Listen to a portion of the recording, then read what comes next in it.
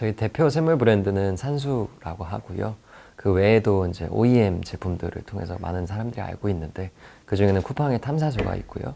현대카드의 아워워터, 그리고 KTX에서 만나볼 수 있는 1등석용 전용 생수 제품 이렇게가 있습니다. 그리고 아버지께서는 이제 환경 경영에 이제 남다른 노력을 옛날부터 좀 기울여 오셨는데요. 그 결과 2010년에는 중소기업 최초로 페트병 무게를 한 20% 정도 감량하는 데 성공을 했고요. 이는 아버지가 이제 항상 강조하셨던 기업의 책임 경영이랑 친환경 경영의 결과물로서 지금도 이제 아버지 뒤를 이어받아서 제가 경영을 하면서 친환경적인 제품 개발 그리고 친환경 사업을 계획하고 추진하고 있습니다.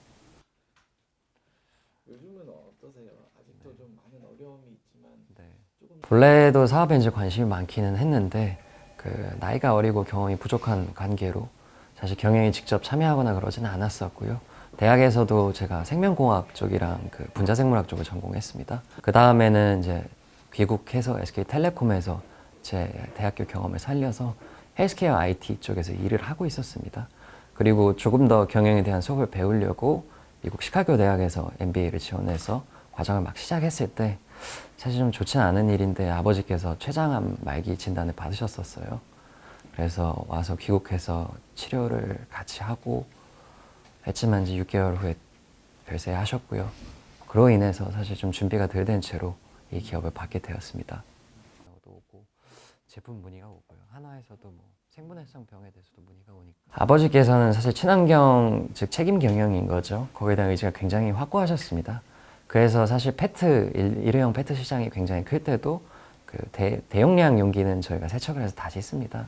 그 시장을 계속 고집을 하셨어요. 왜냐면 일회용 페트가 늘어나는 걸 별로 바라지는 않으셨거든요. 그로 인해서 저희가 페트 시장에 좀 진입이 좀 늦기도 했지만 사실 중소기업으로서 굉장히 확고한 철학을 가지고 임하셨고 2010년에는 사실 중소기업이 어려운 결정이죠. 그 몰드 제작하는 데만 한 6천만 원 정도 드니까요. 그거를 제작을 해서 여러 번 실험을 해서 용기 경량화를 하셨습니다.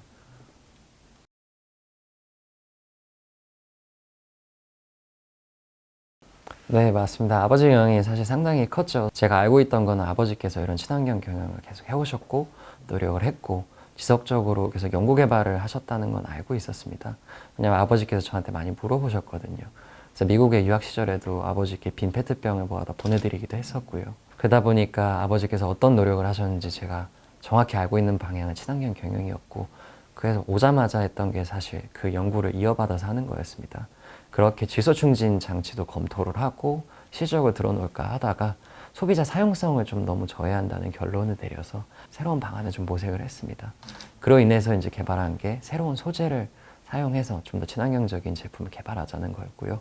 그래서 나온 게 이제 와디즈 제품입니다. 동참하고 싶으신 분들은 소비자분들은 그러면 따로 주문을 하면 받아볼 수 있어요. 사실은 그걸 기대하지는 않았습니다. 저는 와디즈 멀티 펀딩 프로젝트를 진행하기 위해서 그 선 마케팅, 좀 테스트 마케팅 차원에서 했던 거고요. 그리고 외부에 별로 PR이나 뭐 외부 마케팅을 통해서 와디즈를 유입을 시키지는 않았고요. 그래서 사실 512%가 굉장히 저한테 놀라운 숫자였죠. 그냥 자연 유입된 숫자니까요. 그 다음에 보시면 이게 다시 비닐이 바스라집니다. 그래서 우리 토양이 지금 미세 플라스틱 오염이 되고 있는. 그래서 논문도 거의 한 100여 편, 200여 편 사서 본 것 같아요. 그리고 그 외뿐만이 아니라 이제 제가 플라스틱 분야는 정말 문외한이기 때문에 그 예를 들면 소재공학이나 재료공학 쪽 대학생들이 그 개론 강의부터 읽는 책도 사다가 읽었었고요. 그래서 집에 가면은 교과서들이 아주 굉장히 많습니다. 그 외에도 이제 문학적으로 원래 책 읽는 걸 좀 좋아합니다. 영화 보는 것도 굉장히 좋아하고요. 가장 최근에 읽었던 일이 사피엔스 저자로 좀 유명할 텐데 유발 하라리 저자가 최근에 쓴 책이 하나 있습니다. 그게 뭐냐면 21세기를 위한 21가지 재현이라는 책인데 이 역시에서 기후변화나 이제 인류가 다양한 그 직면하고 있는 다양한 문제들에 대해서 짧게 기술을 하는데 이를 통해서 굉장히 많이 느꼈습니다. 뭐 제가 하는 고민이 저만 고집 피우면서 하는 고민이 아니라 글로벌하게 여러 세계 곳곳에 많은 사람들이 비슷한 고민을 하고 있고 이에 대해 경고하고 있구나 라고 느꼈고요. 이를 통해서 이제 올바른 플라스틱 소비 생활을 할 수 있도록 우리 고객에게 옵션을 주는 것도 중요하다고 느꼈습니다. 그래서 제가 항상 책을 좀 읽으려고 노력을 하는 편이고 책을 읽으면 항상 새로운 자극이 많이 되는 것 같아요. 그래서 조금 더 자신을 얻었던 면이 있습니다. 고객들이 이거를 좀 더 알아주기도 하고 저한테 가장 도움이 됐다라고 말한 책은 역설적으로 전공 관련한 책이나 이제 플라스틱 관련한 책은 아니었어요. 그 총균쇠 저자로 좀 유명한 제레드 다이아몬드가 최근에 썼던 대변동이라는 책이 있는데 여기서 항상 말하는 건 아까 유발하라의 책이랑 비슷합니다. 그 중에서 이제 환경 자원의 부족도 있고요. 핵전쟁도 있고 인구 변동 문제도 좀 있습니다. 그리고 그 중에 하나 그 큰 포인트로 들어간 게 이제 당연히 기후 변화인데 여기서는 저자가 말하는 바는 이겁니다. 선택권이 있다는 거고요. 요거는 저한테 되게 신선한 충격으로 많이 다가왔습니다. 왜냐면은 사실 고민을 많이 했어요. 몰드도 6번을 팠다는 거는 6번을 실패했다는 뜻이거든요. 그 정도로 실패를 하면서 이게 물병을 만들 수 없는 소재인가 라고 고민을 굉장히 많이 할 때 좀 포기하고도 싶었어요. 솔직히 말씀드리면. 중간에 그냥 놓고도 싶었고. 하지만 이걸 계속 강행했던 이유는 이 책을 읽으면서 거기서 제가 경영적으로 내리는 선택도 예를 들면 시장에 의해서 제가 어쩔 수 없이 뭘 포기하거나 그런 선택이 아니라는 거죠. 그거를 감내하고 조금의 고난도 역경도 어떻게든 헤쳐나가려고 하는 것조차도 나의 선택이고 나의 선택이 세상에 영향을 미칠 수 있구나 라는 것을 느끼면서 조금 확신을 더 가졌던 것 같고요. 어떻게 보면 고집이죠. 그러면서 이 제품 개발을 좀 강행해서 지금까지 온 것입니다. 국내 서적을 보실 수 있나요? 아니요, 국내 서적은 못 보죠. 국내 서적은 이제 사서 크게 두 가지 면이 있는데 저희가 이번에 와디즈에서 보여줬던 것처럼 저탄소 소재가 있고요. 이는 식물 유래, 그러니까 석유가 아니죠. 식물에서 유래한 소재를 사용해서 만들었기 때문에 탄소 배출량이 좀 더 적습니다. 그 외에는 한창 대두가 됐던 미세 플라스틱 이슈가 있습니다. 그거는 플라스틱이 썩지 않기 때문에 자연에 떠돌아다니면서 버려졌을 때 이게 풍화작용을 통해서 굉장히 작은 알갱이로 발생되는 건데요. 생분해성 플라스틱 같은 경우는 올바른 퇴비화 과정을 통해서 물과 이산화탄소로 완전 분해가 됩니다. 그리고 생분해성 플라스틱으로 쓰고 있는 저희가 쓰는 PLA라는 소재 같은 경우는 인체 수술할 때 녹는 실 리프팅에 사용되는 소재입니다. 그래서 인체의 생체 흡수성이라고 표현을 하는데 생체 흡수성이 굉장히 뛰어납니다. 한마디로 먹어도 생체 독성이 없다는 뜻이죠. 그런 소재이기 때문에 좀 더 안전하고 더 환경 친화적인 소재라고 보는 겁니다. 보초도 많이 쓰고 작업도 많이 하고. 네, 네, 네. 통역병이 그거 그냥 사실 이게 재무적인 관점에서 보거나 전략적인 관점에서 보면 중소기업이 한다는 건 굉장히 어려운 일이거든요. 저희도 실제로 저희 R&D 비용이 전체 영업이 한 60, 70%를 차지했을 정도로 많이 R&D 비용을 썼습니다. 그 이유는 아직 이게 시장이 없는 거기 때문에 금형부터 저희가 새로 제작을 해야 됩니다. 벌써 PLA 생분해성 생수 제품 같은 경우는 몰드도 한 6번 정도 제작을 했는데 아주 최소한으로 비용을 들여도 거의 1,000만 원이 넘게씩 들어요. 그런 게 있고 소재 자체가 굉장히 비쌉니다. 그래서 저희가 실험을 하면서 굉장히 한마디로 이제 실험에 실패를 하면 날리는 소재가 비용이 상당하고요. 재미난 일은 요거를 사실 대기업이랑 많이 일을 해보고자 했었는데 저희가 문을 두드리면 또 그게 응해주는 대기업들도 있었더라고요. 예를 들자면 이 PLA 소재를 공급하는 세계 2위 기업인 토탈 코르비온 PLA라는 회사가 있는데 거기에 콜드콜을 했었어요. 그냥 막무가내로 커스터머 헬프하는데 이메일을 보내서 사업계획서 보내고 나 이런 거 하는데 좀 물병 만들고 싶다 했더니 굉장히 우호적으로 받아들여 주더라고요. 콜드콜인데도. 그래서 지금 거기 아시아 패시픽 담당 이사님이랑도 우호적인 관계를 유지하고 있고 작년 9월에는 이제 기술협약 MOU까지 맺었고요.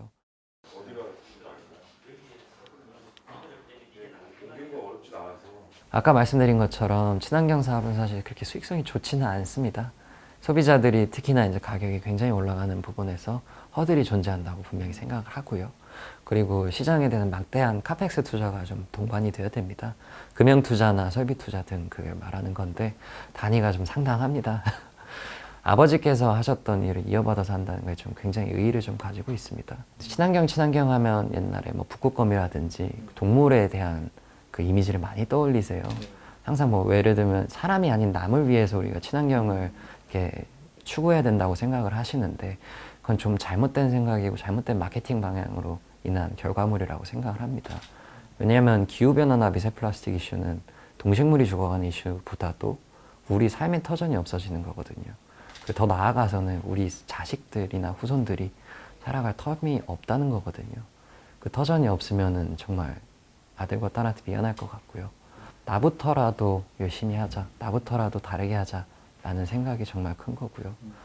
에이 뭐 나 정도 안 한다고 뭐 어떻게 되겠어, 이것보다는 좀 작은 기업이지만 그래도 의미 있는 일을 시장에서 해내고 싶습니다. 요즘은 어떠세요? 아직도 좀 많은 어려움이 있지만 조금 저희가 올해 4월부터 회수 사업을 합니다. 정기 배송을 가면은 만약 고객이 그 음료를 마신 다음에 이 생수병을 모아놔 주시면 회수가 가능하지 않습니까? 다음 배달 때. 그렇게 해서 저희가 페트병을 회수해 오는 거고요.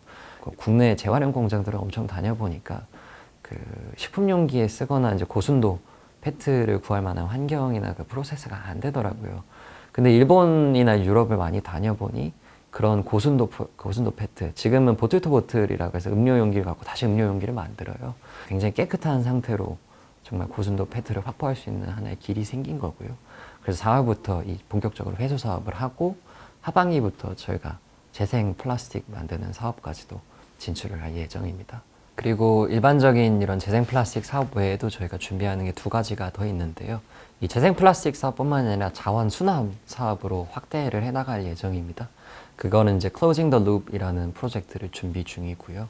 그건 한마디로 말해서 자원 선순환이라는 뜻입니다. 그거는 일반 페트 같은 경우는 모아서 섬유 만드는 쪽이랑 MOU를 맺고 섬유로 만들 예정이고요. 이 PLA 물병으로 만든 재생 플라스틱은 재생 PLA가 되어서 재생 원료로 만든 더 저가형 생분해성 농원 필름으로 탄생할 예정이고요. 그거는 농업용 멀칭 피늘을 사용하고 남은 부분들은 모아서 잔류하는 거는 생분해가 되는 거고요. 토양에서 잔류하는 것들 외에는 모아서 바이오퓨얼 메탄가스 만드는 공정에 보냅니다. 요거는 지금 한양대학교 교수님과 국제과제를 준비 중에 있고요. 요거에 참여하는 중소기업이 5개가 있습니다. 저희를 치면 캔 만드는 회사, 병 만드는 회사, 라벨 회사, 필름 회사 여러 회사가 있는데 이 회사들끼리 모여서 만든 게 또 있어요. 뭐냐면 이제 생분해 쪽 플라스틱이나 저탄소 친환경 플라스틱을 연구 개발하고 대체 제품을 만들어내는데 같이 힘을 합치자라고 모인 Green Plastic Alliance라는 연합입니다. 소모적인 R&D를 중복적으로 하지 않고 서로 R&D 파트를 나눠서 정말 의미 있는 제품까지 스트리밍라이닝 잘 하도록 만드는 데 퍼포스를 두고 있습니다.